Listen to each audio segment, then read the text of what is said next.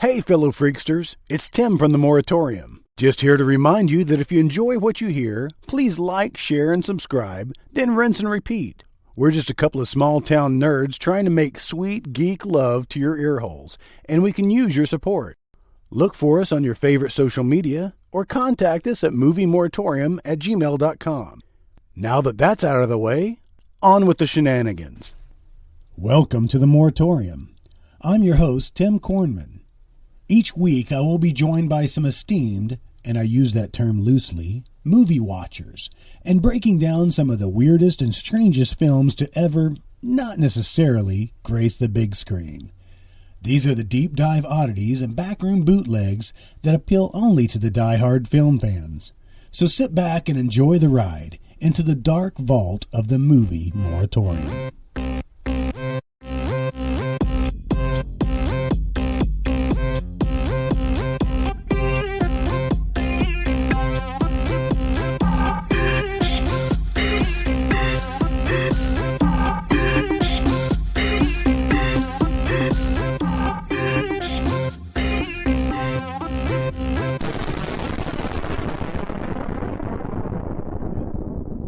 All right, so now we're recording.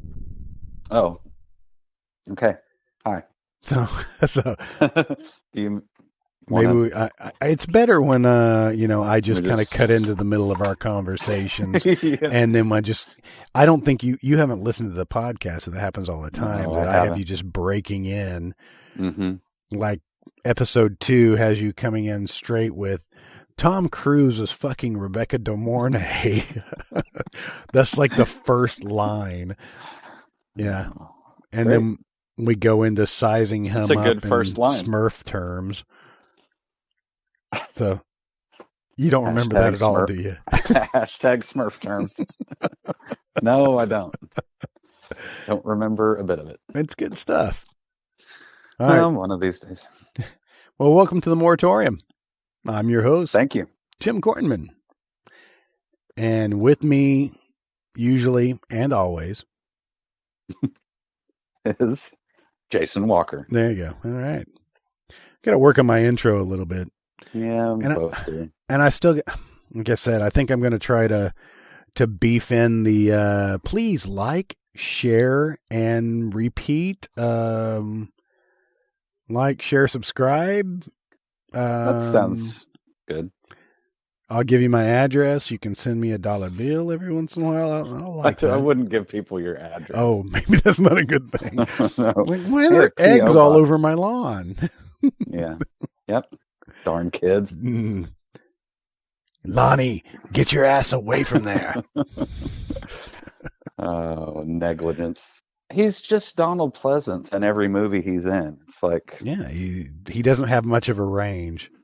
they bring him in. They're like, Donald, do what you do best. You're like Wolverine. Just get in there and chew up the scenery.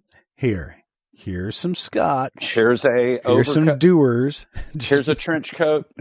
And yeah, here's your exactly. He's just got like a fifth of. That's why he wears the baggy clothing. Is that it? So he can hide the flasks. I'm sure there's Mhm. multiple flask pockets hidden. He sloshes when he walks like Zelda Rubinstein. This house is clean. Mm-hmm. So, do you want to?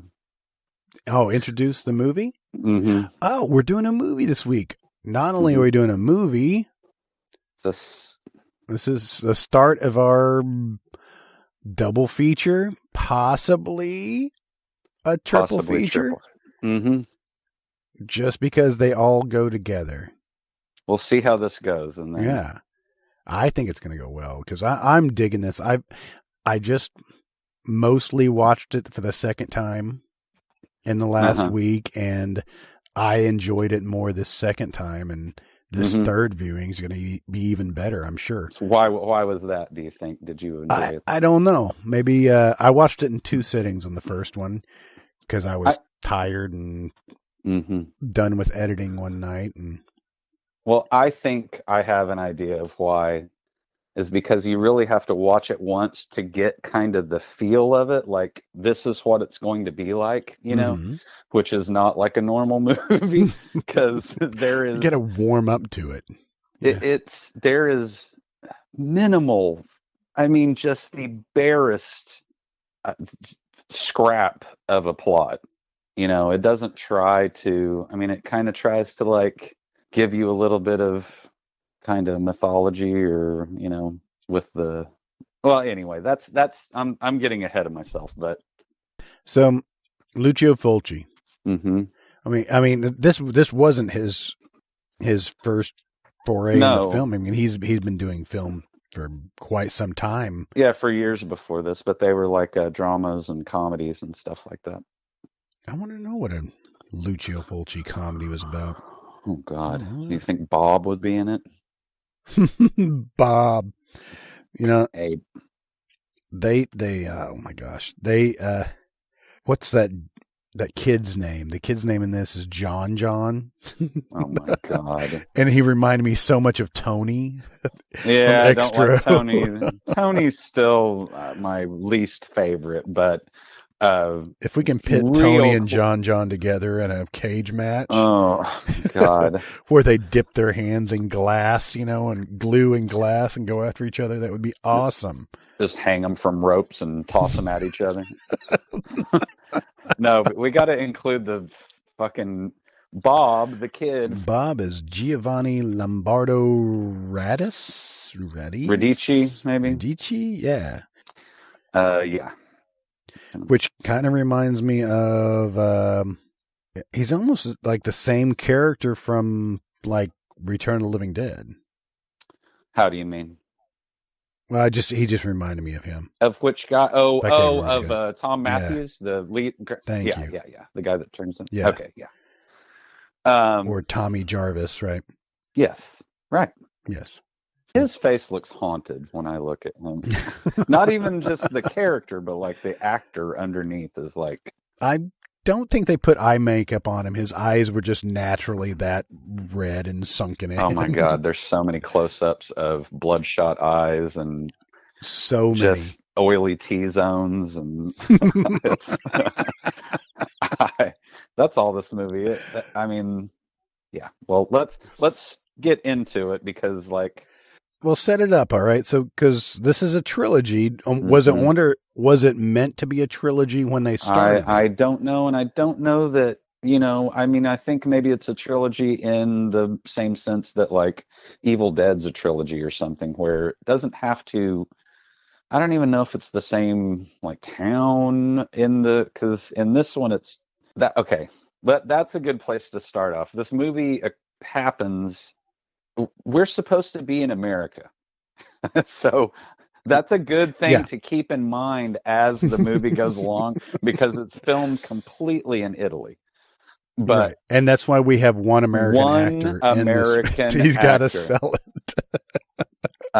Yes. Christopher George, he's in a lot of he's a great character actor. So yeah, Christopher George, we'll talk about him some more. Some of his IMDb trivia is a little deep. Oh no, I read the whole thing and I was like, ooh. By the way, like the first couple of sentences of Lucio Fulci's IMDb are like, whoa, I don't even know if I want to bring this up because it's too much info. So where do you want to start? You want to start the film and then ease our way into the bios? Or do you want to jump right out and say the juiciest thing? I don't know. I just, this is going to be a little confusing for us because there really isn't okay, so the first scene is the seance, right? Is that correct? The first scene is the hanging. Yes, the priest. Right? So the priest is wandering through... They must have used the fog machines from The Sword and the Sorcerer. Yeah. I wonder if they just kept all of the fog in like a big balloon and then just like let to save on money. Man, there's just a lot of kids vaping in the background. Yep. But yeah, the fog does a lot of the work in this movie. I love it. Lucio Fulci, I don't know. He has, I mean, it is a very distinctive film style, but like we said, like the pans of oily T zones, and Mm-hmm. but he does have those like slow pans over like, the cemetery with all the smoke and stuff. And I'm like, that looks Mm-hmm. really, it looks crappy, but at the same time, it's really getting me kind of freaked out a little bit. He must have been torn between using the fog machines and using the giant industrial Yes, fans. which I, Because if there's not fog, there's tremendous wind yeah, in this film. yes. Yeah, Bob could fly the blow up doll like a kite if he wanted to, but we'll get to that later. Can't I'll wait. bring that up again. So the priest is walking through the cemetery, and we show this tombstone several times. Yes. It says, "The soul that pines for eternity shall outspan death. You, dweller of the twilight, void come Dunwich." Yes. I don't understand. That okay. Explain that to me. Well, it could have done with some. They could have used some punctuation, which would have helped. Like there's one period in there. Is there one period? Well, there could definitely be a.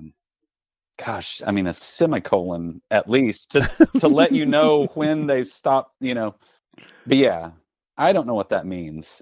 I mean, I think this is like a homage to H.P. Lovecraft. Has to be, that kind of I don't know, weird shadow dimension where dead people walk around, and it's classic. Yeah. But anyway, they go out of their way to say it's they want you to know it's Dunwich. Yeah, and Dunwich, and one of the guys said, I don't know if it's already been said or if it comes up later, but they say that this is it used to be called Salem. Dunwich was made on top of Salem. Right, and then after the witch trials or something, they renamed it Dunwich or something, which I think which was the original site of the Salem witch trials. Okay, so yeah, I think that's what they're saying. Not what we know is Salem. Right. Yeah. So this priest is walking through the cemetery and just decides to hang himself.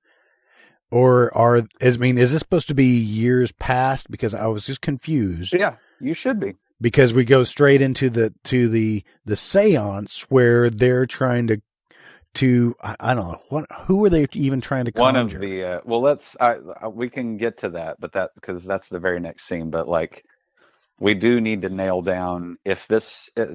So I think all of this is happening at the same time, same timeline.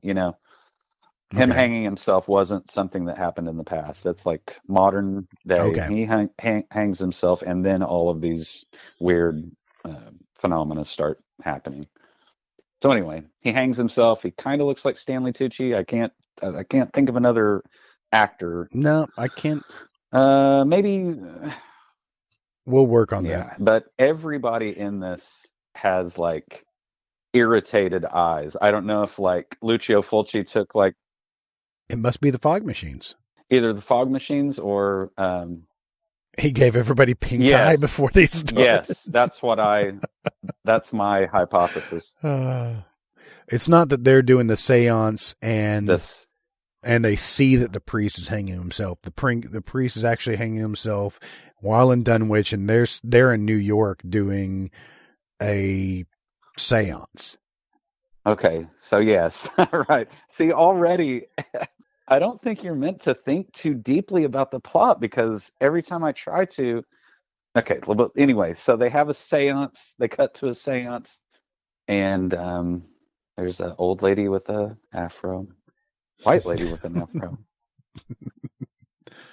Right. And I love this. So they start just screaming. She sees, because it does a nice little cool, I kind of like that transition from from her eyeball to seeing the priest hanging like in her pupil, And there's like a lightning crash, like, oh, and we should also say that this is the score for this.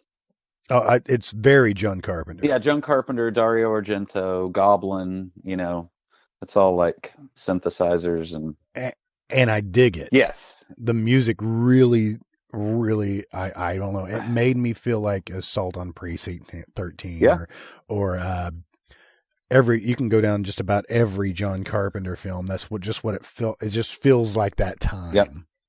So let's go to this seance. This seance is great because they totally pull out a That 70s show. Yeah. Going from face to face and eyes to eyes. It's like the camera's on a Lazy Susan in the middle of the table, and it just kind of pans over to everybody's eyes. I just expected to see them just get all stoned, and but because their eyes are red anyway. Mm-hmm. One of the girls' eyes is going to get really red later. Now, she starts spitting and convulsing, and she drops to the floor and starts having a seizure, and great. Nobody goes to her aid. Well, they don't want to break the circle, or the holy demons will tear their hands off or something. Oh, Tawny Katayan will come out, and if only. So yeah, she almost looked like a Nancy Cartwright when she started screaming and kind of foaming at the mouth, like she was spitting up some chicken grease. Mm-hmm. Yeah, she really sold it, and then she had a little seizure. And then was it because she saw did she have kind of a flashback to the cemetery or to the priest hanging himself? Well, I think that's what they were saying, that she channeled the priest. Oh, when she at that same moment, that's what she was making, put her into a seizure-like state that killed her. Or at least, quote unquote, killed her. But I like this guy that's the investigator. Okay, yeah. And he goes up to one guy and he's like, "Hey, are you trying to say that she was scared to death?" Yeah. And the other guy's just like, "Uh-huh." Yeah. Yep. Anything else? But the woman pipes in, which is the big medium, and I think they introduce her as being like one of them. Oh, you're Mrs. Head medium of New York. Right. And they think it's all a bunch of... Yeah, she calls him like comic book detective. That guy is he's in a bunch of Lucio Fulci's movies. I like yes. him. I wish he would have come around in this more. It's because this is a limited cast. Yeah, and we also should say that everybody in the movie everything is dubbed. Everything is just ADR. Like nobody is using their, except for Christopher George. Is that what you're saying? But it's all you can just tell it's all from a studio. Like there's no mic. So there's a big bright flash of fire. I love that. I don't remember seeing that. I love that little effect. It's almost like when they're in the poltergeist house and like one little weird thing will happen and the cop's like, I can't explain that, but still doesn't mean that it's, Yeah, you're right. The black detective is really cool. That guy, the regular cop that's with him, I guess like just like the local cop that's with him. Yeah, he just had like one line. He can't figure out what to do with his arms in this shot because they're just like dangling to his side, and he's got his like cop pants like hiked up like right under his nipples. Anyway, that cop. I got hiked up cop pants. Yep, hiked up cop pants. Next scene, though, we have Bob walking in. It looks like an abandoned warehouse. Looks not good. No, but that's where we bring in the industrial fans, yes. Just blowing shit all over the place. Well, maybe it's windy in Italy. I don't know. But are we to think that this is Bob's house? No. Is he squatting here? Yes, of course. Bob is like just... That's all he is. He's just a wander. We don't even know who he is or why he is. Yeah. He's just a squatter. This is the real horror of this movie, is what Bob does in this abandoned house. I guess he has hidden this blow-up doll. Yes. I love this because God, he's got a dirt. It's a self-inflating blow-up doll. Yeah. Okay. And he looks at it like Bronson Pinchot is going after a key of coke. Yeah. What's a cheap blow-up doll like you doing in a dirty abandoned house like this? His windbreaker is really upsetting too. It's just dirty in all the wrong places. Like Ugh, Bob is a gross out character. He's the town pedophile or something, Yeah, like, but these girls are flocked to him. They're like, "Oh, hey, Bob, how you doing?" yeah. Hey, Bob, have you seen my bra? It must have snapped off of my body when I, when I bent over. yeah. So Bob's sexual encounter is interrupted here Oh, by. please don't say that. Now, are we to assume this is supposed to be a dead baby? Yes, gross. I forgot about that. Yes, it is a baby-sized, like, meatloaf, Yeah, with some worms on it. with worms. So then we go to Christopher George is going to the precinct. So it was maybe he's hot on this story about this girl, and that's why he's there. I guess, but if there's a reason, I don't know. I have no idea. They don't really set up his character very No, well. they don't. He just kind of shows up. But this was interesting. I just wanted to read this off of IMDb trivia because it made me laugh. Christopher George appeared as a centerfold in Playgirls magazine. I read the same June thing. of 1974. 74? 74. You can't look at him and think, "Oh man, I wonder what he looks like in a centerfold." No, nothing like that. Oh, gross. So is this the same cop there that Christopher George is talking to? The one that doesn't know what to do with his hands? Oh my god. Big no, mustache? definitely No, not. I didn't think it was the same guy. No, that was the older guy.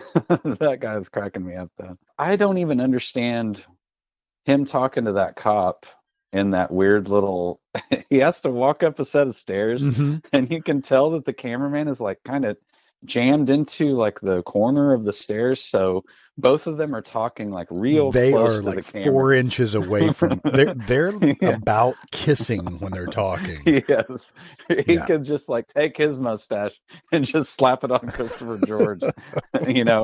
Now he's wearing the mustache. But yeah, anyway, that scene's funny. But okay, so the next scene I really want to talk about is the guys in the bar, which you assume. I mean, I love that it's showing the entire city of New York, and it's just so Italy. It's so Italian. That's where they are. This is definitely this Junie's Lounge looks just like the Quick Stop from Clerks. Or like sort of. Yeah, just a little ramshackle, kind of like the bar from Silver Bullet or something. I don't know. It's just like paneled walls and cigarette stains. I think all they serve there is Schlitz. I'm pretty sure. Schlitz and Schlitz Light. God, these guys are so dubbed.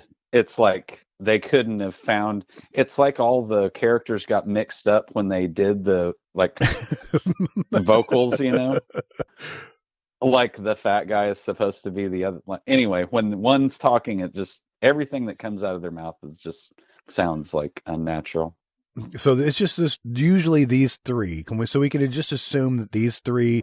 This is 10 o'clock in the morning. Exactly. So this is our norm. Yes. Yeah, exactly. Yeah. What was John Ratzenberger's character's name? Holy shit. Cliff Clavin. Yeah, Cliff. So Norm, Cliff, and Sam. It's like if they did a real version of Cheers, when everybody clearly has signs of cirrhosis and, The bartender kind of reminded me of a Dennis Franz. Maybe, or sort of like a M. Emmett Walsh character, sort of a little bit. Yeah. So they're all sitting there in the bar, just enjoying their morning breakfast, Tanqueray or whatever the hell. It's sort of grossing me out a little bit. Imagine what that place smells like.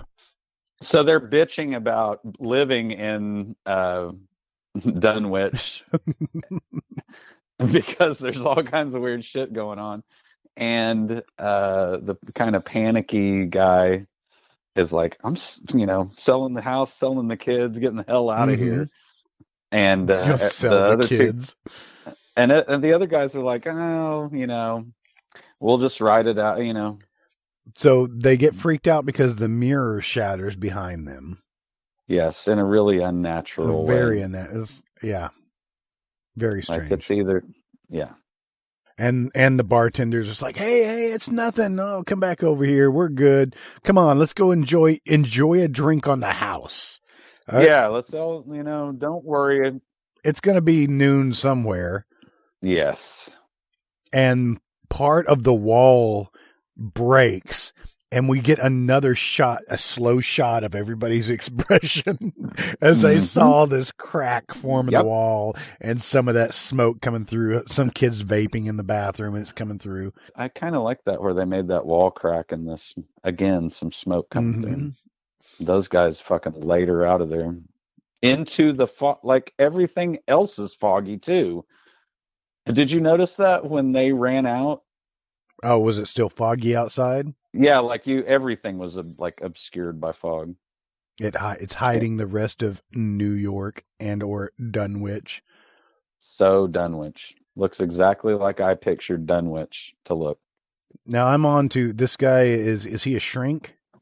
Yes, he is a psychiatrist. He is like either that or he is freelance giving advice because he has one of those like, cardigans with the leather like elbows and a beard. And I hate those guys in these movies. and he's not any better. His acting is so deadpan. Also, if he is a psychiatrist, everything that he is doing is so inappropriate. Like he is dating one of his, I assume he's dating one of his students. She looks like a student, right? She comes in. Yes. And that whole scene is very weird. His tie is one of those like flat square ties from back in the day that's like a kind of woven or something. I used to have one of those. I probably still have that same tie. It's like a step away from a piano tie. I will tell you that tie never got me laid.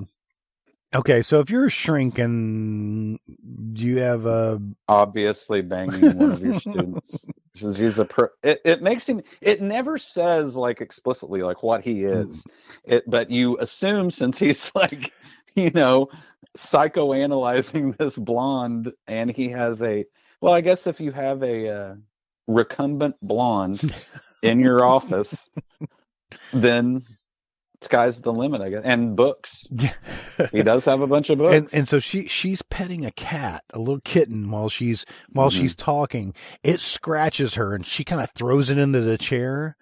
And there's a slow take on her, him, and then the cat. It zooms in on the cat, trying to get the cat's expression. Doing that, that whip pan kind of thing where it goes from face to face. She's like, meow, why are you looking at me? That is weird. We cut to the cemetery where two guys that are on union time, gravediggers. Gravediggers. They're exhuming a body. I guess I was confused about this because, so the girl that dies at the quote unquote dies at the seance, that's Mary. Is that what you're saying? Her name is Mary? Anyway, you need to have close. It's blonde girl number 2. Unimportant. Yes. Unimportant. But this is her. We saw her funeral. It's a normal day for those guys, and they're going to as they bury her in a fresh grave, but then they're digging up somebody else. I wasn't sure because there's a skeleton at the bottom of this grave, and like archaeologists or something. And Christopher George comes up doing his best. What? Yeah, he's got a cigar, and is he doing like a Jerry Stiller thing? Maybe, yeah, a little bit. He does have the same like hair and stuff, and the jacket. The jacket goes right there with it. I'm thinking these two guys, it could almost be a Rosencrantz and Guildenstern kind of situation. No, I was going with Swingers. Who? Oh, you're so money, and you don't even know it. Is that what you're talking about? He does kind of look like Vince Vaughn a Vince little Vaughn. bit. There you go. Vince Vaughn. And who's Yeah. next to him? They're the Wedding Crashers, but now they're Yeah. playing Oh, yeah. the Cemetery Crashers. Yeah, exactly. Owen Wilson. Owen Damn, I fucking couldn't. Wilson. Yeah, it's Vince Vaughn and Owen Wilson right there. Gravediggers.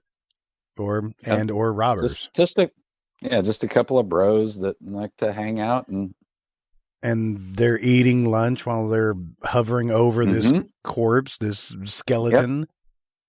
Let's move on, because Christopher George, he's supposedly just coming to check out the grave of this girl that was supposedly, he's investigating this girl who was scared to death. This scene is probably, I don't know, 7 minutes longer than it needs to be. It is just him squinty-eyed trying to discern if he has heard a woman screaming or not. Right. There's from only inside. one... She wakes up inside of her coffin and starts clawing at the lid, and she screams, and Christopher George thinks he hears something, but then you hear an airplane go over, and then, jungle sounds, and they were just throwing everything out. Just Tuki. Yeah. Like anything. So he just has this odd look on his face before he realizes that maybe the girl is screaming from inside the coffin. Yeah. And long story short, he turns away, and she does a particularly blood-curdling one. And he realizes that she is still alive in her coffin. Right. She has not been embalmed. Exactly. Don't even worry about that, guys. So he grabs a pickaxe. The first thing he reaches for.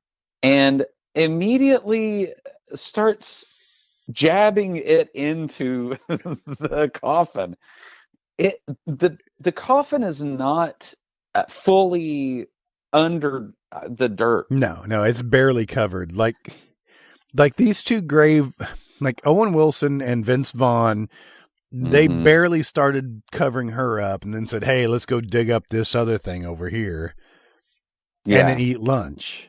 And they're just thinking about the next, sandwich. And so when he goes at this freaking coffin with the pickaxe, it's hilarious.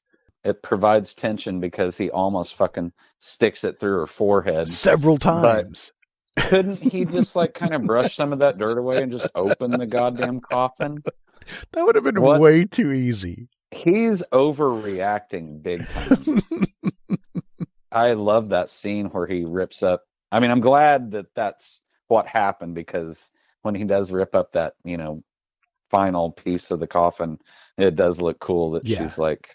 And there's some blood on part of it where she's been scratching for a minute. Yeah, that is terrifying too. Smash cut from that to them in the medium's apartment.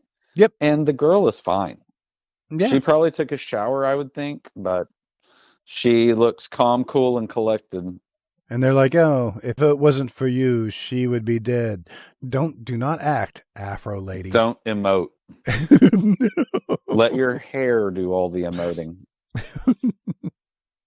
Her apartment is fucking rad. It looks like Anton LaVey's living room, kind of.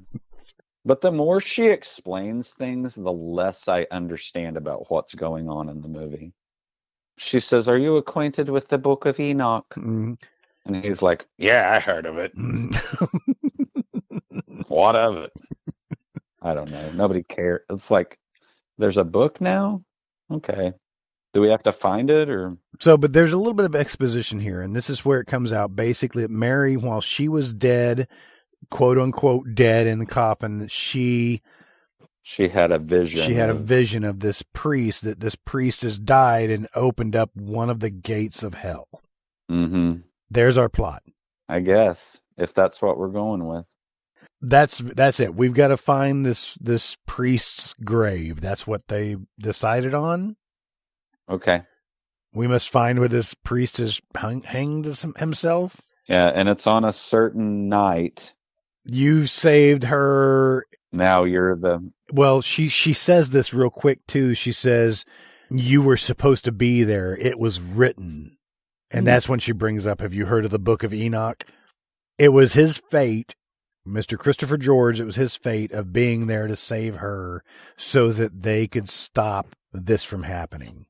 Okay. There. That's our plot. If you say so. Did you not get that? No, okay. I mean, good enough. that all tracks. I mean, it's fine for a after school special. Just don't think about it so hard. Don't think about just watch the... I've enjoyed this movie so much, but we haven't got to the enjoying the best parts it's yet. Getting ready. Oh, it's getting ready to get real good. Real good.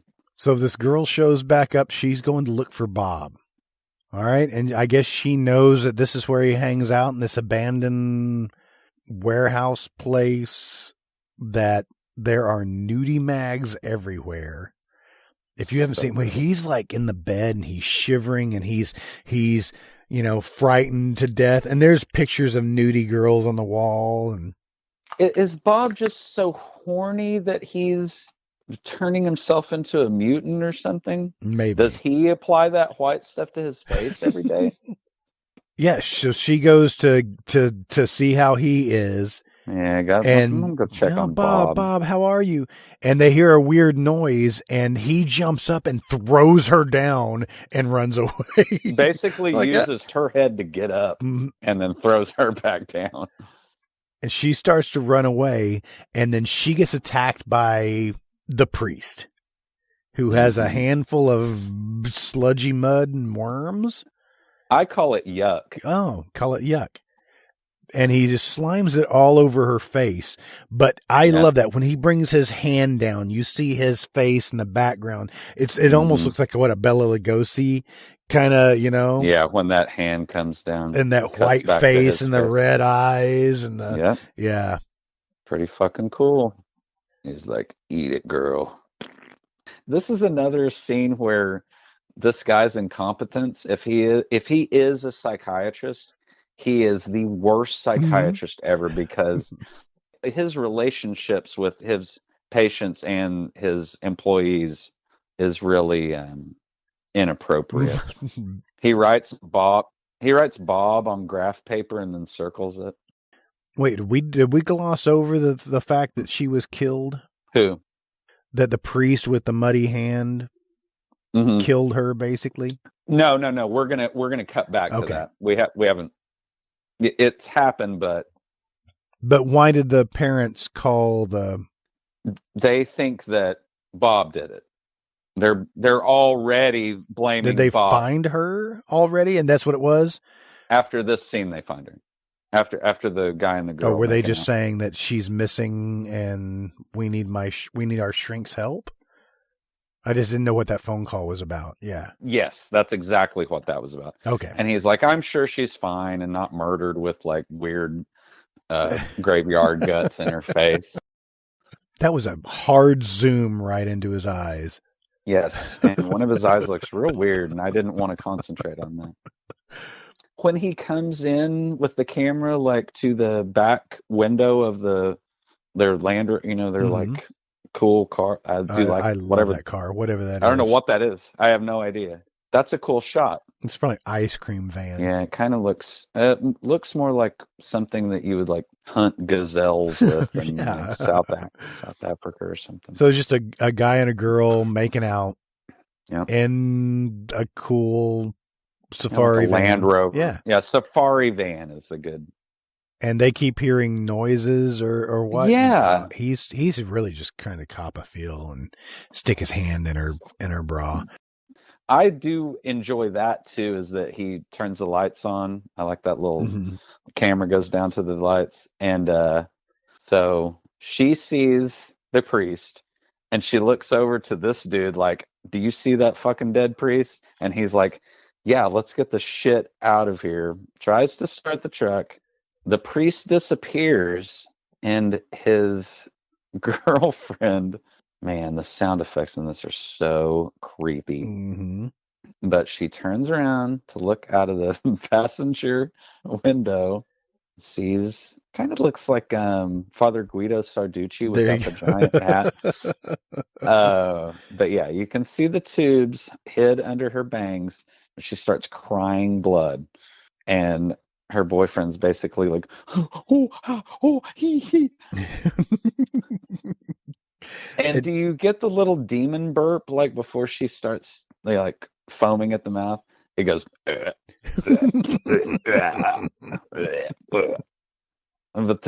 her boyfriend's like, okay, so So she starts spitting up some blood and some nastiness. Go ahead. Yeah, she starts. You can see it is clearly the actress who's still getting blood pumped into her eyes, throwing up what looks like, I mean, they are intestines. I don't know what animal. Pig? Well, it possibly? Says here in IMDb trivia Mm-hmm. for Daniela Doria, that's her name, Daniela, whatever, in her death scene, in which her character vomits up internal organs, the actress swallowed and regurgitated a plate of tripe. Which is just guts. In close-ups, a fake head was used, which contained and pumped out the spewed organs more forcefully. But, all right, forcefully is just love that sentence. More forcefully. Like, how do we get these guts to, is there some way we can hook it up to like compressed air or something? She sells it pretty good, spitting up this tripe. That's what because obviously, I mean, the most like, the coolest effect of that scene is her, obviously the actress with that crap in her mouth, and she just barfs it up. They are just pumping that blood into her eyes. It has to be the most miserable time she's ever had. Well, that girl is I want to say she's in more of his movies, and she came back for more. Huh? Yeah, I think it's like, let's do this. But when they switch to the fake head and they start really pumping in, I mean, it's obvious. And I thought that too was like, okay, I'll do this for you guys, but that's I'm done. Yeah. I'm not putting any more shit in my mouth. And then they were like, fuck, we're just gonna have to recreate her. But they went all out. I mean, so much comes out so quickly. And at the end, it appears like a stomach coming, like she vomits up her own stomach. The entire digestive system is coming out. It's beautiful. Just because she saw a priest. Yep. So the boyfriend tries to get away. He can't get out of the car, and I guess the priest is in the back seat now. And this is what we get for the zombies aren't here to eat your brains. The zombies are here to grab you by the back of the head and crush your skull and pull out what hair and brains you have from the back of your head. I love it still. It works for me.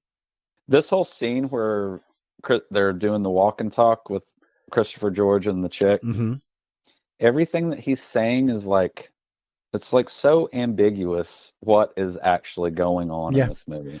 He doesn't really care either. He's not really into it. He's just going along for the ride. Yeah, he has a real weird energy in this movie. Like, is he trying to fuck that chick? Because you kind of think so. Also, when they pull up to that like shop where the girl died, it is so foggy. It looks like they have a tire fire going on, like right off, just off camera. Yep. Yes, and it is just like everybody's like, like just. So inside where they're looking at the girl who just got killed by the priest with the worm hand. I like that look on her face, like terrified that she just died with this horrible look on her face. Yes, I like that a lot. Open mouth, but like she just got fed the worms. Yeah, it's like, How to Eat Fried Worms, that book. She should have read that. That they didn't preserve the crime scene whatsoever. Dad's there. Who is the psychiatrist related to? Do you think? Because okay, that's his underage teenage girlfriend, and he is comforting her father when they find her dead with goo next to her. Is that what it is? I think so. The deputy's like, Sheriff, look at this. And he's like, oh my God. Yeah. Like a homeless person from Seattle crapped on me.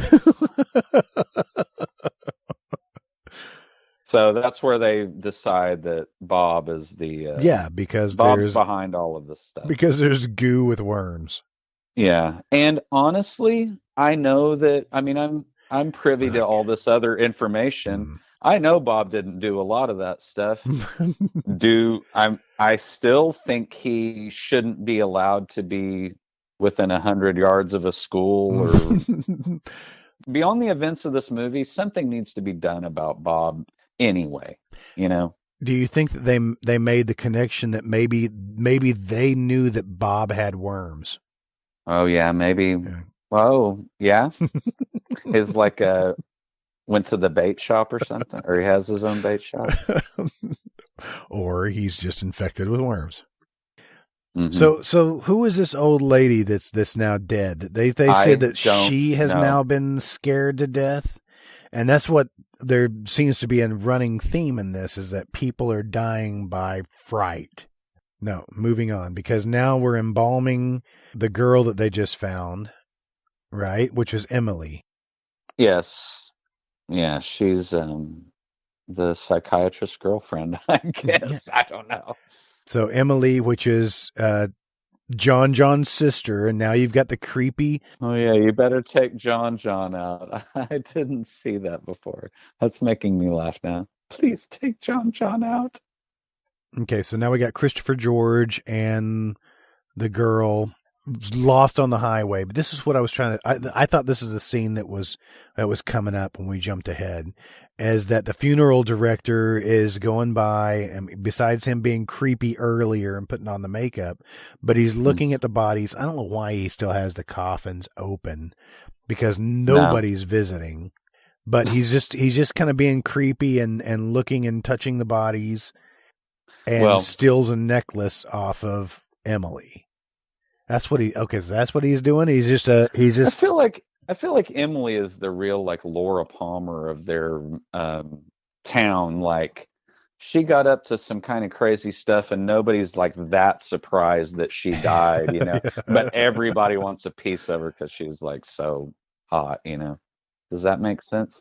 But the funeral director goes over to the old woman to steal some of her jewelry, and something bites his hand, and I love the look on this guy's face as he's just forgot screaming. About that. But you hear the monstrous sound just... I love whatever they're using for that. It's like it's really hard to describe. It's like slowed down cats making out, or like a bobcat or something, and then like heavy breathing, garbage disposal with grapes in it, and then like pasta being squeezed through some like pantyhose or something. Foley art 101. So anyway, back to our film, and funeral director sticks his hand in, and the grandma monster, whatever, bites him. There's a brief one frame scene. I cannot get stopped on that frame, but there's just a little bit of blood on grandma's hand, but she has not moved at all. I mean, it's just real creepy.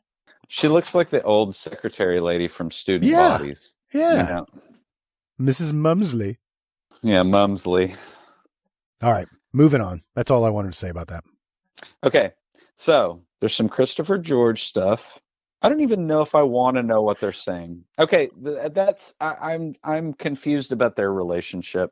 Are they trying to find Dunwich? Yes, because they end up talking to a priest later who gives a little bit of exposition that explains it all.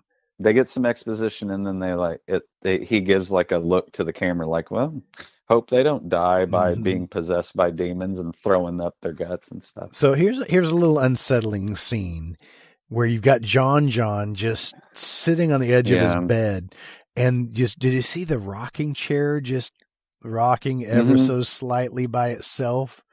That was just kind of creepy. Didn't know what that meant. Yep. But this kind of gave me a feeling. Everything about John is creepy. Okay. But this reminds me of like a Salem's Lot, because you see the window, you see, and it's definitely a white fog outside of it. Yeah. Yep. That's exactly what I thought.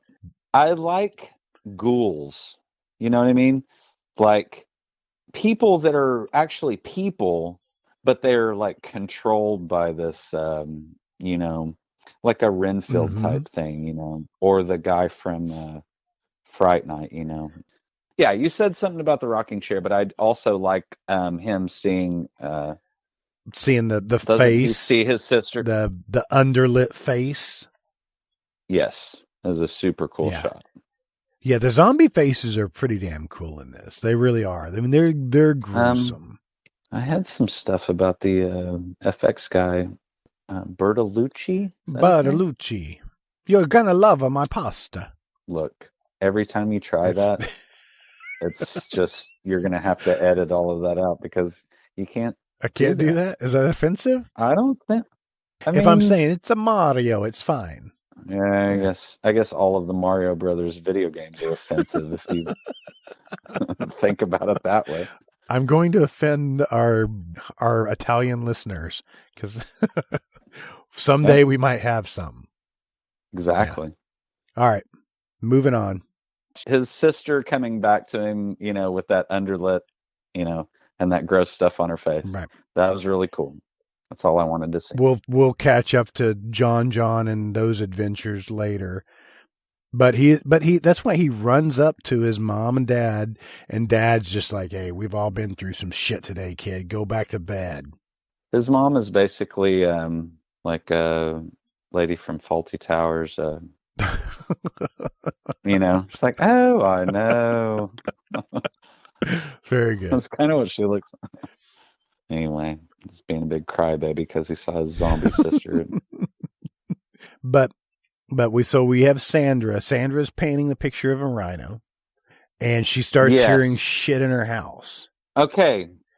And yes, I wanted to talk about that rhino. It's a paint by numbers rhino. Why? Are you sure? Is that what it is? Why is she painting a rhino?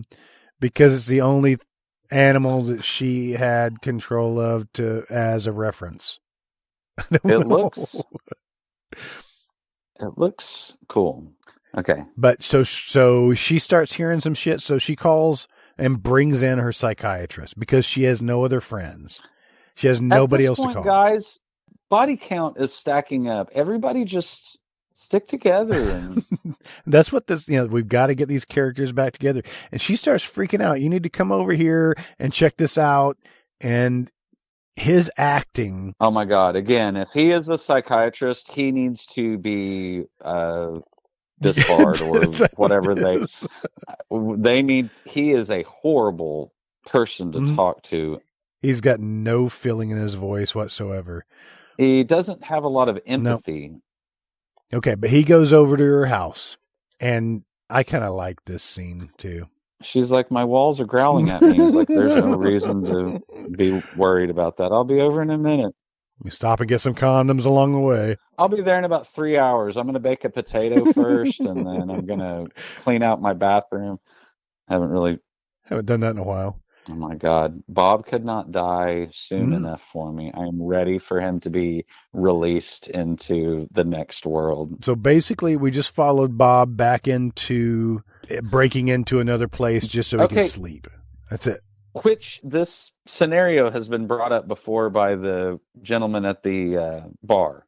They have everybody's looking for Bob, right? Because they think that he killed, what's her name? Anne? Who knows? Anyway, one of the story is impenetrable. What's happening? Like, you can't make heads or tails of it. According to the guys at the bar, Bob has already run off with this girl. They have a history. Right. So Bob killed Emily. Emily was John's sister who just showed up at the house. That's what they think, that Bob is the one that killed Emily. Yes. But then one of the guys at the bar also said, like, remember when he ran off with Anne, that one time? So he's already like, they already don't like Right. him. He's quick to pin it on. Yeah, and honestly, I fucking agree. Get rid of Bob. So that's what's going to happen, I think. I do like this car that the psychologist, who the fuck he is, he's driving. What is it, like a Lincoln? It kind of looks like a Lincoln. It's a huge red car, but it's yes, with a convertible top. That is a Monte Carlo, maybe?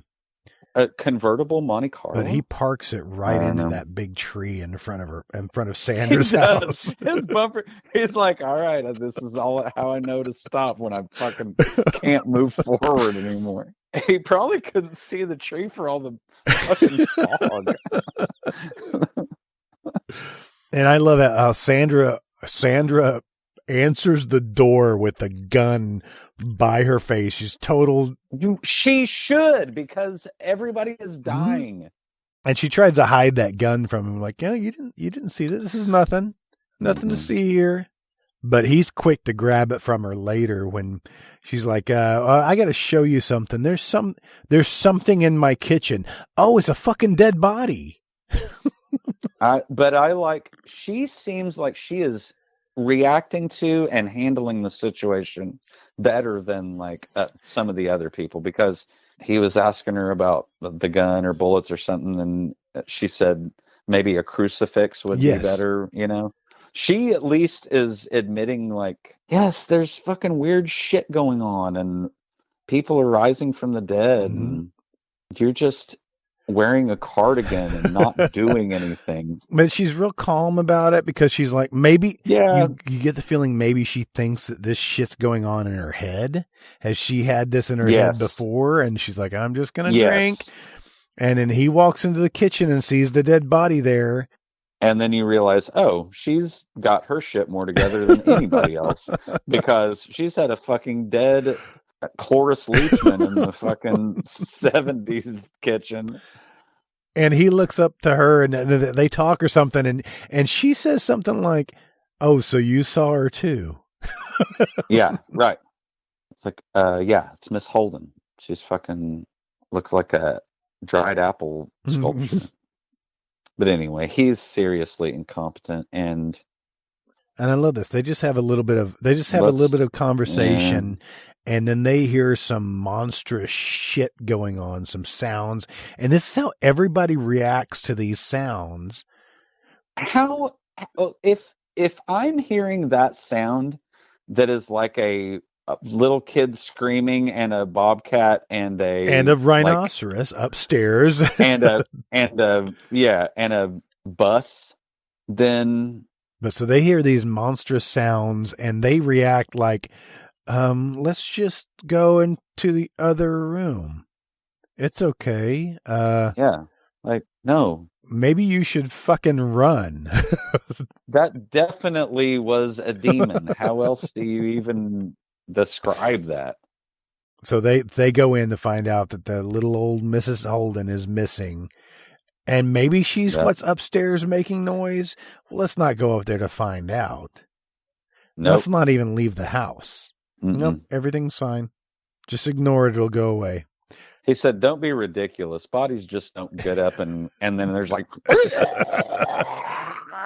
it's like, it's probably just the wind. So we go through all the rooms of the house, turning the lights on, checking out the rooms. There's nothing in here. Yeah, see, there's no monsters. There's no dead bodies. Maybe we're both hallucinating. Yeah, it's just a bad dream. I think we should just calm down. And then, and the freaking window shatters and spits glass into the freaking art.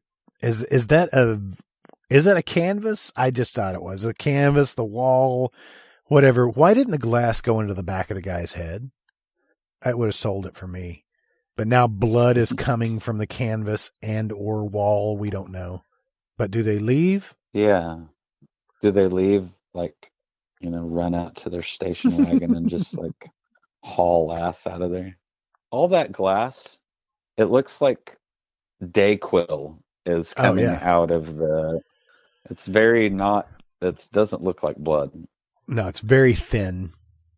It's like But I think maraschino because cherry she juice or says, something. "Is that blood?" I think she sells it by saying it's blood. Yeah, she kind of looks like Debbie Harry a little bit. Maybe so. Can we kill Bob, please? I'm to Please, the let's kill Bob Bob. scene. I was waiting for you. All right, so girl, which we don't even know who this girl is, right?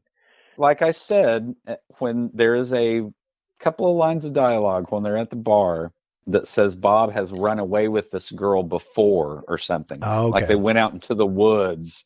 So they have a history. Okay, but this girl is it's like Cliff Clavin's daughter. Yes. But she sees Bob in the back of the car, and she's like, "Oh, hey, Bob. Hey, guess what? I've got a joint. You want to smoke it with me?" Yeah, exactly. I got to go to work. Do you want to smoke a joint? But we can't let my dad find out because then it'll just all go bad. We can't hang out in this place that my dad is at all times during the day. Oh, shit. There he is. But honestly, I heard that getting a drill through your head is one of the more like peaceful ways to go. Yeah, they say that it's, just kind of, as it goes in, you just kind of like let go, just kind of everything. So he slaps Bob hard enough that it turns the lathe on. And he forces Bob's head down on this lathe and towards this drill bit so slow and so suspenseful. It takes a good 3 minutes for this drill to get into Bob's head. I was looking at that. How do you think they did that? Like, does that drill, that bit, is it just kind of retract like a... Maybe so. It could have retracted. I don't know. Because you don't see it attached to the lathe, not when it touches his face. Yeah. Yeah. It kind of like, I mean, it looks pretty realistic. They did a really good job. And even when it goes into the fake head, it did a real good job because it's like busting out of the other side. Yeah. It looks cool. But when they show Bob's face and the drill is all the way through his face, I love this because his jaw closes, which sells that it's not a fake head. It's But obviously, you don't see the end of the drill bit, so something's holding the other end of the drill bit to make it turn, so it's just touching both sides of his face. But it's actually turning at the same speed. I went back and looked at it several times because. So wait a minute. So you're saying that the like Steve Martin, like the arrow through the head with the little thing, they've made a fully rotating like. That's good shit. Yeah, it was fun. It's cool. Good death. I mean, that's what I think about, her throwing up the guts. And that drill scene is what I think about when I think about this movie. And I do think about it a lot. Okay. So now they're back at like the courthouse or something? Like, I don't know. City Hall? Kind of looks like it. It is City of the Living Dead. It's not, but it's not City Hall of the Living Dead. Come on. It's not like property taxes of the living dead or something. No, they went to the coroner's house or the oh my God. The town's like so small that they're going to go over to the coroner. Right. They're going to the funeral director's house thinking that he knew about the body and he's probably behind it. So they're going to go check in on. So they're going there, but it gives them a reason to go back to the cemetery. Oh my God. Roll your windows up. It's so windy that it has to be there. They have like little like sand dunes in his car. Roll up your goddamn windows. What does that mean that there's a shadow at the City Hall thing? Who is that? Looks like a woman. But that had to give them a reason to go back to the cemetery, and that's where they meet finally Christopher George and Mary Woodhouse. Oh yeah, they haven't teamed up. No, they haven't. Now that's how they teamed up. Now we're getting our team together at the how far are we in? Exactly. I'm in an hour. Yep. No. I'm right an about hour. Because they're at the cemetery and they're trying to find the priest's grave, in which it just so happens that our psychologist knows exactly where it is. Oh, it's right over there. You mean where he hanged himself? Yeah. Psst, I come here all the time. We could have walked there, but I didn't want to leave. That's a kind of a bad neighborhood that I didn't want to leave my car in. But yeah, it's just seconds away from my house. But he had to take the girl back to the house because she didn't want to be near the cemetery. She was wise to stay away from the cemetery. I am really starting to love this guy. The psychologist? Yes. He just acts so out of his element, and yet he hasn't gotten his brain scooped out or anything yet. Gross out. We're going to cut from the cemetery into Maggot Town. Maggot Town. Doot, doot. Just pulling into Maggot Town. Next stop, Maggot Town. Mm-hmm. All right, we'll set it up. Well, we left our heroes in a cemetery. And why did they go from the cemetery back to his psychologist office just to meet the girl? Don't know. Well, maybe so. And to discuss their plan and or what's been happening in this town, because our girl who was once dead saw the vision and she has to explain it to everybody else. Yes. That's it. Wait, what did you say again? Exactly. I don't know that it No, matters. it doesn't matter. She's just there to fill in everybody and set up this scene. The windows bust open. Yeah, they are maggots. And buckets. Yeah, buckets and buckets of maggots. Tons of maggots. Which I feel like maybe that is, I don't know a lot about it. I'm going to, we've got to do some research, but, I think that Lucio Fulci and Dario Argento are making movies at the same time.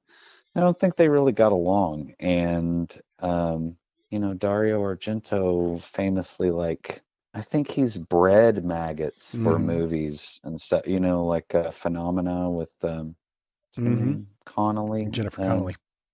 Jennifer Connelly. I couldn't think of her first name. I think that famously has tons of maggots. They really, just all kinds of larvae. But this says in IMDb trivia that the scene where the window opens wide and lots of maggots fly in. Lots is a understatement. It is like buckets of maggots. It said it was filmed with the help of 2 wind machines and 22 pounds of actual maggots. Yeah. The the ASPCA were somehow it's in Italy. They were called off to, they were having lunch with someone that day. Because it really, when it cuts to, of course, they've got little spots on their face. They're getting blasted with completely maggots. Blasted. I wonder if they even had a clue how much was going to be blown in, because they're just. I can see, in the blonde girl's. I can see in her face that it's like, you motherfucker. You said there were going to be some maggots blown. You didn't say Mr. Bulky's 10 pounds of maggots blown into my. But the close-ups, really well, they just put some glue on their face. Glue, and just but those are maggots stuck to their face. They're moving. They're moving a lot. And when Sandra, the artist, when she goes down on her knees and she vomits, I don't think that was planned. I think she You think that was up. Yeah. It's like I got a maggot stuck in my tooth. That thing was blowing so hard at me. This more trivia says that director Lucio Fulci always carried around a bag with his trademark pipe and tobacco. And one day on the set, he reached into the bag and found a handful of maggots, which had been used earlier in the film with the maggots blown through the window. This is my favorite, like, note to the side. The perpetrator of this prank was rumored to be Christopher George, who did not get along with Fulci. I love that. So, you know, Christopher George, he's not like beholden to any, you know, every other cast member is like, I'll do whatever it is to be a Italian, you know, in Italian movies. Christopher George is like, that probably doesn't give a fuck. I'm probably not coming but back I feel here. but I feel like Lucio Fulci is like, you know, suck it up. I'm gonna, you know, t-shirt gun blast some maggots into your face, and you just got to deal with it, women. Do you get that feeling? I get that. Sort of like Jennifer Connelly in Phenomena, you know? I mean, she is like really like submerged in water with like worms. That is so disgusting. All kinds of like gross. How did she not get dysentery? Who says she didn't? So I love this. After all the maggots are flying in, everybody's just composing themselves, brushing themselves off. The phone rings. I love this. Now, whoever did the sound effects for the maggots did a great job, because it sounds like the whole room is crawling. Yeah, on my closed captioning, I think it said squishy sound, which is pretty. They're all just kind of looking at each other like, what the fuck? But when he brushes the maggots off the phone to answer the phone and shakes the handset. Christopher George leans over because he's got long hair. You know, it's just kind of waved back in kind of a old style, you know. He leans over and shakes his head. I mean, shakes his hair back and forth, and maggots just like pour out of it in that scene. Have you seen The Sister Under the Stairs? Yes. That was a cool... That's a cool scene. But she's just taking John upstairs, right? Yeah. And suddenly, this is like Ed Wood crazy. It goes from her grabbing the back of her hair to like Yaphet Kotto's hand, like taking a scoop of ice cream out of the back of her head. Did she get a graft of like did she get like Bubba Smith's like arm or something? And I don't know. Where did that big black hand come from? And why is the zombie go-to now just to grab somebody by the back of the head and just squish it until you can crush their head like mashed potatoes? Yeah. But I do like how some of the brains come out on the side of the hand. Yes. Do we ever get to see what happens to John, or does he just run away? We just assume he gets killed? No, there's in my version, the same girl is after him, but then the psychiatrist shows up. Okay, yeah, because John runs away, and then one zombie jumps off like the bridge or something and tries to grab him, and he runs back. He has baloney like stapled to his face or something. Moaning stops, wind moans. Okay. That's what I'm seeing on my subtitles. That's pretty cool. I love closed captioning. Oh my God. Christopher George has probably the 8th cigar that he smoked today in his mouth. It is like midnight, and he is still smoking a cigar. Actually, I'm not even sure if he's smoking it or if he's just holding it in his mouth.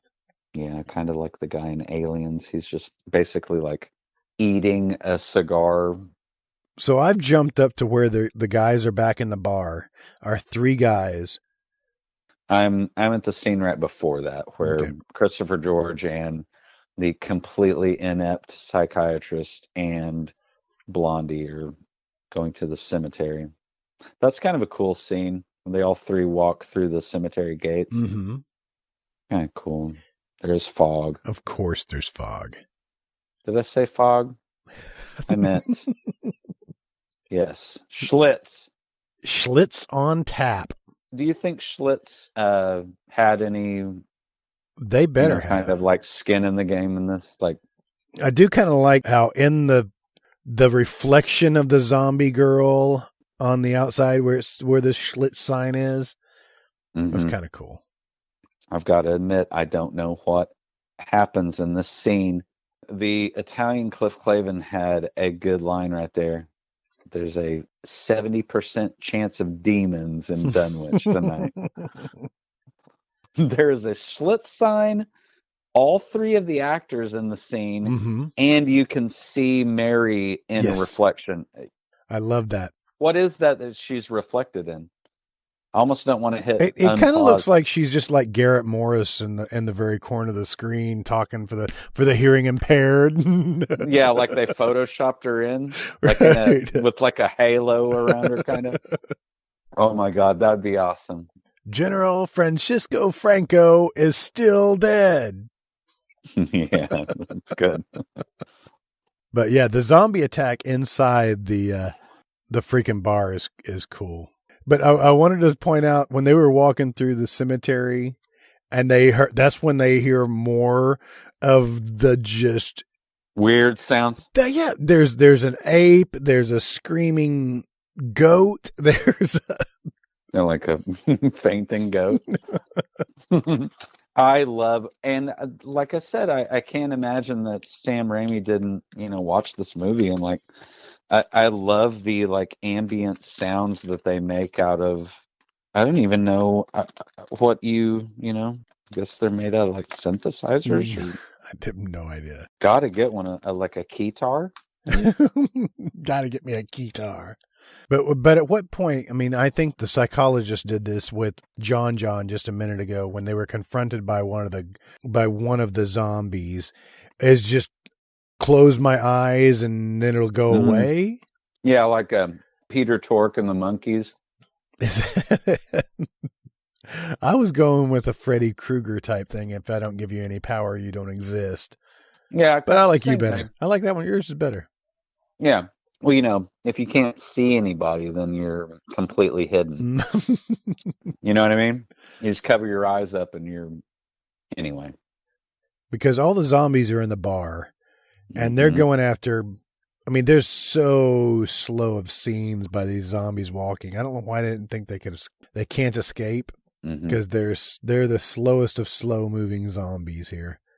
I love those dead eyes. I like it when their eyes are going in different directions. Well, because they're glued down on the other side. Yeah.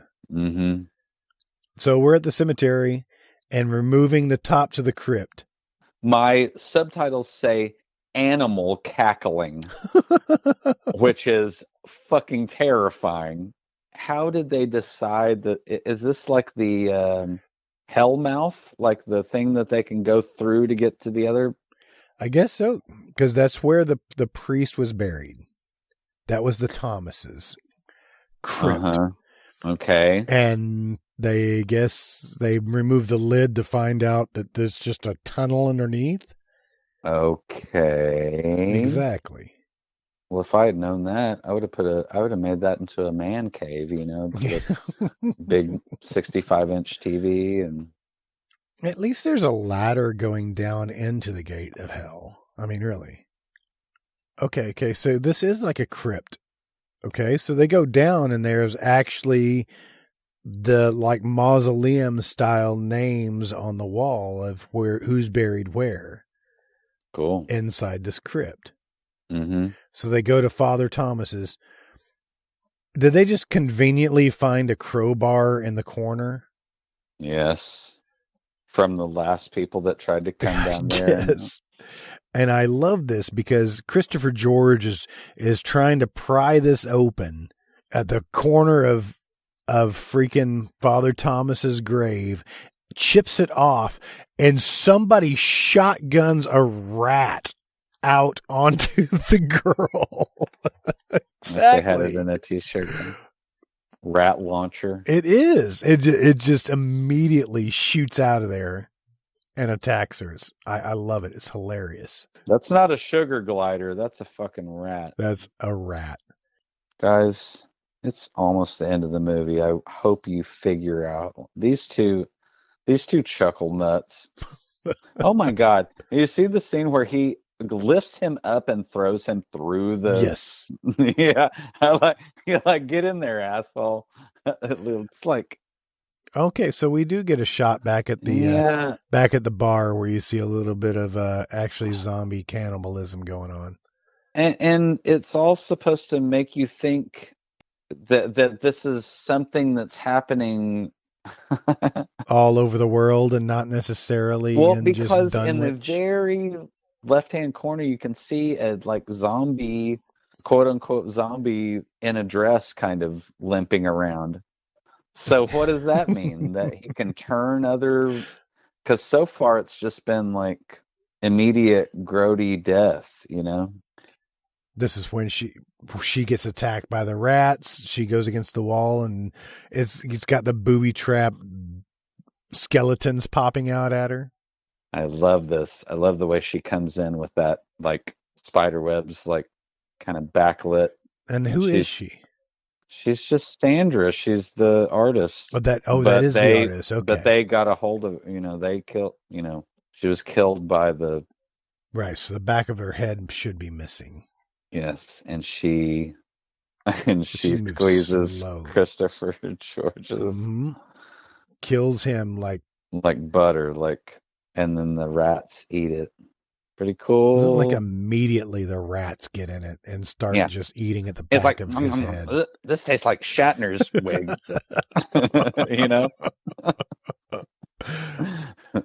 That should be like a medical marijuana strain. Shatner's wig.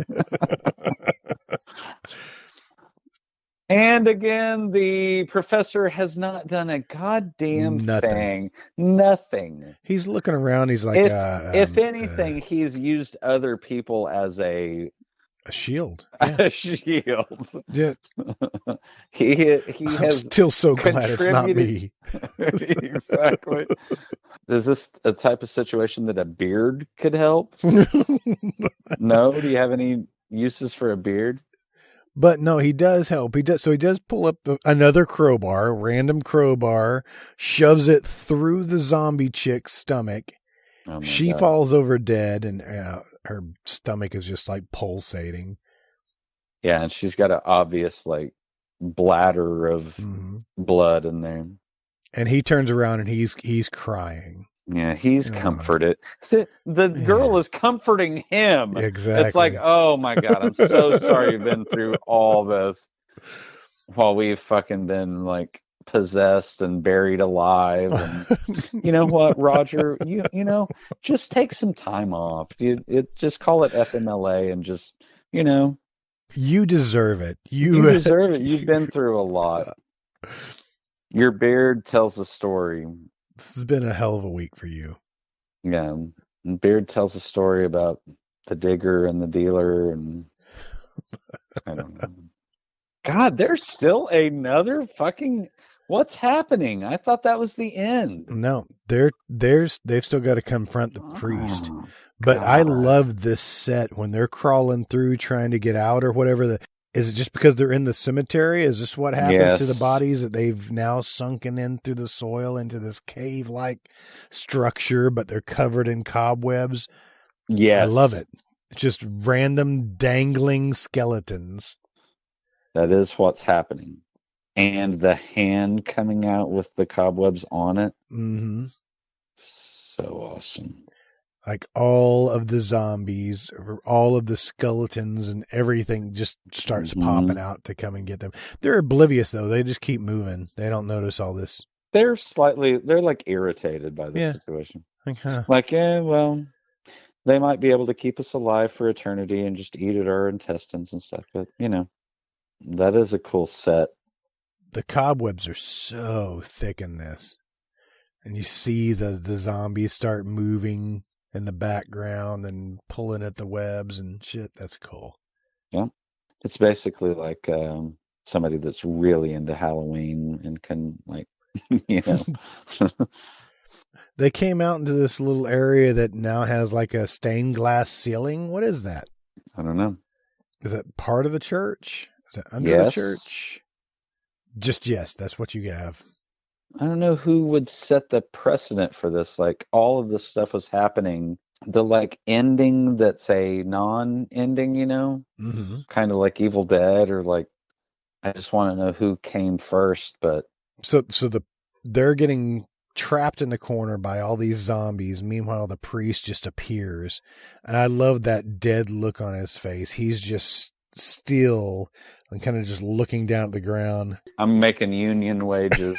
I can hang here all fucking day if you want me to. I've been here since 5:30 this morning. You don't think I'm getting paid overtime? It's a Saturday too. I get fucking time and a half. So they do it again. They do the crying blood on this chick when you can kindly see the tubes on the corner of her eyes. Oh my God. That is not a special effect. He really has pink eye. He probably rubbed it duty and it's Trapper John just stuck him in the giblets. His crotch burst into flames. Crotch bursting. And then every one of the zombies catch on fire. And that didn't. Is that just known as the? I guess because it was a crucifix, and that poor stunt man. They're just like turn around a little bit. They set everything on fire. Everybody. Just make a really slow circle. So everything burns to the ground. Mm-hmm. All the zombies are dead. Presumably. The priest dies. He turns into a pile of ash. Why is he so surprised that all that? I'm just so. If we had one thing that told us, like, well, he, found he was obsessively reading like a book or something. Damn, dude, one of those stunt guys just fell down on fire and it looked badass. This is way better than those monks on fire. I shouldn't probably bring up the specter of Vietnam and who lost and who won. They look like they've been chimney sweeps. Yeah. Like the guy from Chimney. Chim Cherry. That's Dick Van Dyke. Hey, watch your language. What about Dyke Van Dyke? Well, okay, wait a minute. The kid was running up to. It wasn't like they were zombies or nothing, right? Well, they were supposed to have died, so him running to them is weird. Well, no, they crawl out of the grave. Foggy deputies. The deputies are, for some reason, brought the kid to the cemetery. Well, Doyle, what do you think? We're going to have to adopt this kid. Well, you got to do what you got to do. There's Professor. And she just screams. Fade to black. I hope you have an explanation for this ending. There's a little bit in here. That is the worst ending to a movie I have ever seen. And I'm even talking about Temple of Doom.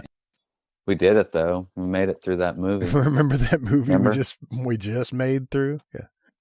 When you look at Lucio Fulci and on IMDb, it's like 2 sentences in, and it's already problematic. But then he, and this is something that I probably should know a lot about, but like I really do think that like Argento and Fulci and Bava and Lamberto Bava, and we're gonna have to do Demons at some point, because that clearly fits into the.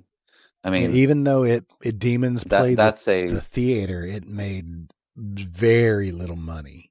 But what I've got here, the kid at the end turns out to be a zombie. Okay, so they just didn't shoot that part, or like... No. The ending was tacked on because the negative of the original ending was destroyed in the lab. Oh. So there are a ton of explanations for how the end took shape, and neither Lucio Fulci or Dardano Sacchetti was ever any help in straightening it out. Some say that the editor spilled coffee on the footage of the original ending, forcing the crew to improvise. Was it espresso? Maybe. One of those tiny little cups of espresso? Oh. Oh my God. Okay, wait a minute. Now, already we're at a... We've gone to a lower point here. So some say that Fulci changed his mind about the end after shooting was complete. And this was the best that he could do. The best that they could do. Just fall in love? Yeah. So, the best that you can do. The best that you can do is fall in love. Remember that one? No, sing it to me again. Oh my God. No, I won't, but I mean, there's 2 more movies that have almost identical plots that we could cover in the next 2 weeks. Or we could just say we did and move on. I'm just saying, like, this one seems like we could have put all of the like horror, like the drill and the, could have just hit the highlights. Well, if there was a plot, that would be great. There's the Book of Enoch. And does it come back up in the later ones? I don't know. I guess we'll have to find out. No, I don't think so. The reason we do these is because they're so gross, and that vomit scene is—that's probably the grossest. I mean, don't you think it would be the pinnacle? I mean, we're going to revisit this subject later, like tomorrow. Maybe. Anything else you want to add about Fulci? No, I think they're a little grindhousey. Like, I don't know how much money he had to make these movies. I'll do some research and see if I can find out what the actual budget was for these films. Yeah, I want to know how they, Did he fund his own films? I don't know. Because I they're can't so imagine. Kind of obscure. They are. So, something to think about. Yeah, I mean, we've got 2 more movies that are supposed to be within this trilogy. So, is our next episode going to be? Next episode should be The Beyond. Okay, I'm going to do it completely with white contact lenses and just stumbling around the house. Yeah. All right. Okay. Then. Yeah, that was one of my favorite movies, but I watched it it was called Gates of Hell and it was on VHS. I love the box art for Gates of Hell too. That was my first introduction to Lucio Fulci, who is, the godfather of gore. He kind of shares the title of godfather of gore with Herschel Gordon Lewis. When you originally saw the Gates of Hell, was it one of the shorter versions? I don't know. I know that there's more in the version that I just watched than the old version that I had. And we just briefly touched on that there were several versions of the film, especially in the German market, because they kept banning it. Yeah, it was one of the video nasties in the UK. Why? I mean, you see this now, and is this any worse than the Splatterhouse shit that's on the big screen? When I saw this movie, I think this is the first Italian horror movie that I ever saw. Okay. I can't think of another one that would have been before this, but and it's called Gates of Hell, and it kind of is similar to one of George Romero's, maybe Dawn of the Dead sort of looks like that, But then I rented it and it was all dubbed. Now I'm really into some heavy shit. Like, it's not even in my language anymore. And I know they get up to some weird things over there, like Mondo Connie. You remember Mondo Connie? It's not exactly like Faces of Death, but it's like weird. Yeah, we had those. Those were definitely in the Moratorium, right next to the Faces of Death, 1 through 4. I think we had Mondo Connie, 1 and 2. Yeah, we had all those in a separate section of just, oddities and weird shit. I kind of remember. If you like this, you'll love this. I just like the idea. I'm still sticking with the moratorium thing because I do like that it's like a secret room kind of thing Hmm. in a old like rental place, you know. Not for dirty stuff. That room was there too. Considering this was banned and this was frowned upon, though, I mean, can you see? Is it just because of the time? Because it was in the 80s, it was in the very early 80s. Uh, Were they really pushing the boundaries? well, I think that there are some things that are considered video nasties that, like, you know, there's kind of like the satanic panic in America in the 80s, you Hmm. know, they just like pulled anything that was even vaguely. And also, I mean, I would love to know because I rented Gates of Hell, you know, in a big, I don't know how to describe it, a big plastic box. No, they did have some ultra big freaking Just boxes. square Yeah. plastic boxes. Yeah. And that's what I had Gates of Hell in, you know. I think that the first time I watched that, I was like, holy crap, like I thought I knew, like I'd just been watching American horror Hmm. movies, you know, and slashers and, Because that's what you we know, were getting into in the early 80s was a lot more slashers instead of. yeah, like Friday the 13th and but we'll talk about the I mean this isn't the last time that we'll talk about Lucio Fulci, I'm sure, because he's got, you know, there's a bunch more movies to watch. Have we decided are we going to go are we going to do the Beyond next Yep, week? the Beyond's next week. Okay, so just, you know, get prepared for almost the same movie but But with a blind chick. yes. They have a Criterion collection uh, version of it. Really? Interesting. Yeah. All right. Well, until next week then. Yes, I love City of the Living Dead. It's got some really gross out stuff. I mean, obviously the girl pukes her guts out. That's it. That's That's it. why we're watching it. All right then. Okay. Signing off. Yep. Bye, everybody. Bye-bye.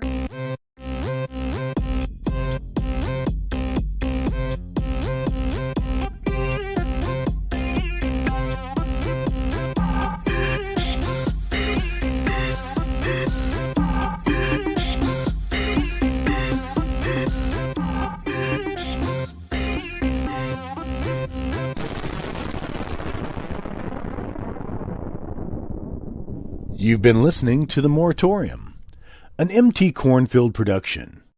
For more fun and stupidity, stay tuned. Next week, Jason and I continue the Gates of Hell trilogy with Lucio Fulci's The Beyond. Is it a ghost story? Is it a zombie film? Will there be gallons of maggots? Check it out and see. You can stream The Beyond on Shudder and or most major platforms for as low as $2.99. Again, please like, share, and subscribe, then rinse and repeat. We appreciate your support. If you have any movie suggestions or just want to tell us how much we really suck, you can contact us at moviemoratorium@gmail.com. Thanks for listening, and long live VHS. Somebody said 10-4, good buddy.